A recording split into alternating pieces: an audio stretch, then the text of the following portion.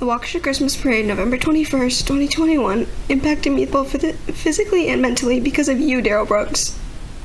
After the Christmas Parade incident, that night, I had to try and find my sister. I was taken away from her to get to safety.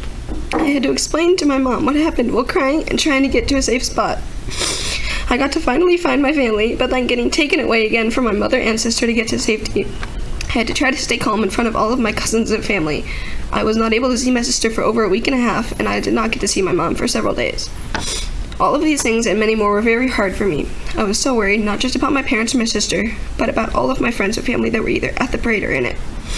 After the parade, I was scared to go in my own house. I was even scared to be in a room or house alone. It was very scary to do anything alone. I was scared of everything.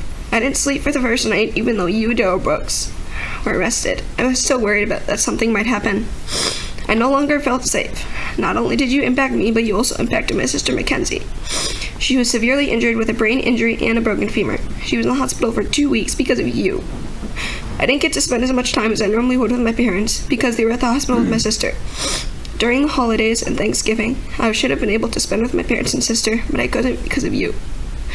The incident impacted me physically as well. I had a huge bruise on my back, as well as the bruised bones in both of my ankles. That night, as soon as you drove through the parade, all I could think about was my sister.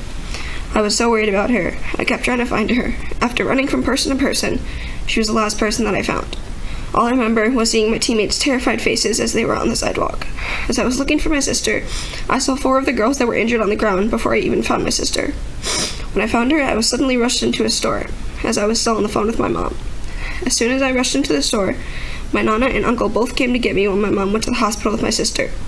All I could remember is that I wasn't even scared for myself. I was mostly worried about my family and my teammates.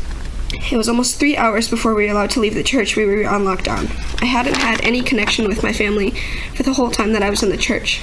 There were a lot of people coming into the church after I came in trying to all stay safe. It's hard to even think that you do not even care about anything that you did or anyone that you hurt.